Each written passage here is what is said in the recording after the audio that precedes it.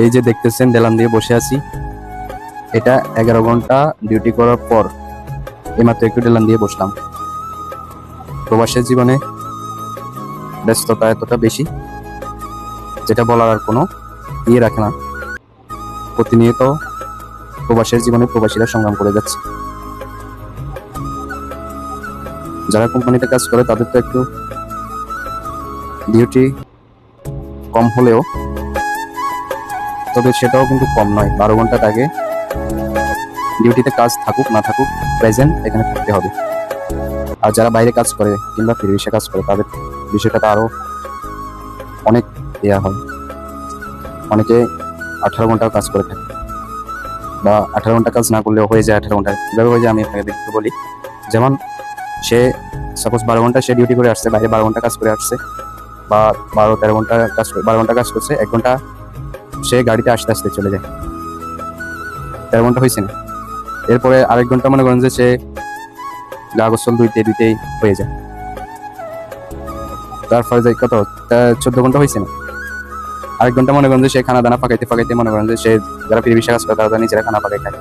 তো সেক্ষেত্রে তাদের 1-1.5 ঘন্টা মিনিমাম তাদের ধরেন কাটা কুটা এগুলাকে রান্না বান্না করো সব মিলিয়ে ওখানে 1 ঘন্টা চলে যায়। তারপরে এবারই খানা দানা খাও, একটু রেস্ট করো, হ্যাঁ হয়তো বাইরে গেছে একটু, সব মিলিয়ে মনে করেন যে 14 ঘন্টা 16 ঘন্টা 18 ঘন্টা এরকম ডিউটি কন্টিনিউ চলতে আছে।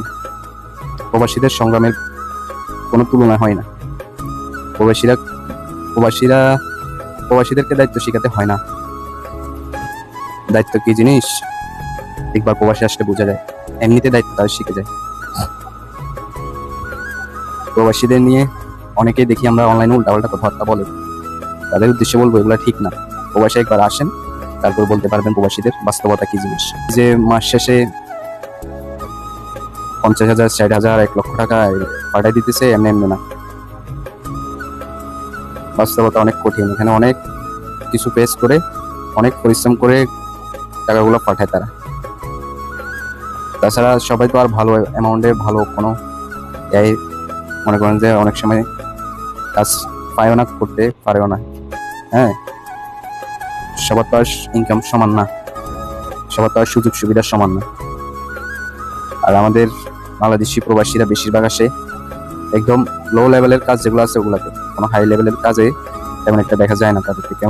তেমন একটা ভিসা বাংলাদেশে যায়ও না। যাইলে তো দালাল মাধ্যমে হোক, এজেন্সি যেভাবে হোক, মনে হয় যে ভিসাগুলো তো পাওয়া যায় নাকি। ওইরকম ভিসা আমার মনে হয় না যায় বলে। যায় টুকটাক, তেমন একটা যায় না। যা আসে সব লো লেভেলের কাজ ওগুলা, যেমন রোড ক্লিনার, হ্যাঁ টয়লেট ক্লিনার, আর বিভিন্ন কাজ আছে না, যেমন কি কয় এগুলা হেল্পারের কাজ, আরো বিভিন্ন কাজ আছে।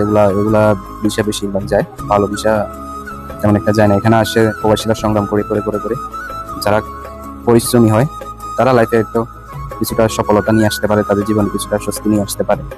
যেমন এখানে আসলে হয়তো কারো এরকম সুযোগ হইলে যে একটা কাজ শিখে ফেললো, সাথে সাথে ওদের ফাঁকে একটা কাজ শিখে ফেললো, তো তাদের জীবনের লাইফটা একটু হয় আর কি।